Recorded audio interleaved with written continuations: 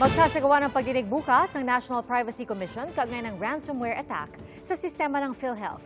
Milyon-milyong pisong ransom ang hinihingi umano ng hacker para hindi isa publiko ang mga ninakaw nilang impormasyon. Saksi, si June Veneracion. Balik mano-mano muna ang pagproseso ng benepisyo ng mga PhilHealth member.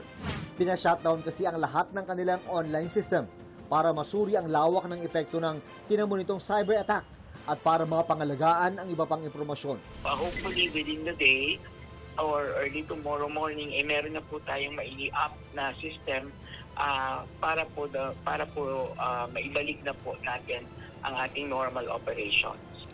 Biktima ang PhilHealth ng ransomware attack ng Medusa Group.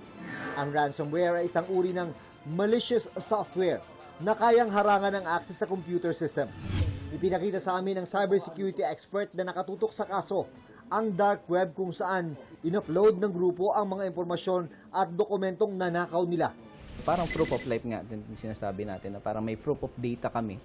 Kasi hindi mo naman makuha itong mga data in memos na to kung saan eh. Kasi internal document siya. Sa countdown nito, may 8 araw na lang ang PhilHealth para magbayad ng ransom. $300,000 o 17 million pesos raw ang demand ng grupo.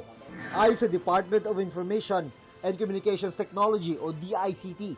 Kung hindi, isa sa publiko ng Medusa Group ang mga ninakaw umano nilang impormasyon at dokumento mula sa system ng PhilHealth. Kapag na-leak ang mga sensitibong impormasyon ng mga PhilHealth member, nandyan daw ang panganib na magamit ito sa mga iligal na gawain, gaya ng fraudulent claims. May kada araw na bayading $10,000 o higit kalahating milyong piso kung i-extend ang deadline.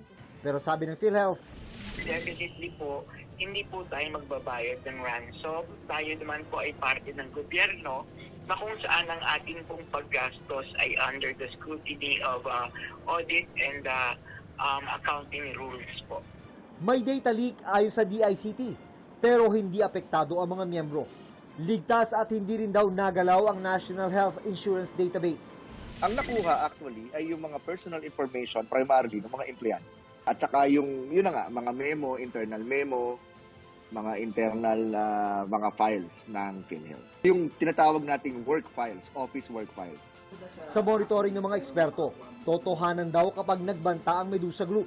Once na hindi ka pa nakapag-settle, talagang ipapublish nila yung data and anyone can download it, lalo na kung may access ka sa dark web. Ang nangyari sa PhilHealth ay patunay daw na mas kailangang gasusan at palakasin ang cybersecurity ng mga ahensya ng pamahalaan. Para sa GMA Integrated News, June Veneracion ang inyong saksi. Mga kapuso, sama-sama tayong maging saksi. Mag-subscribe sa GMA Integrated News sa YouTube.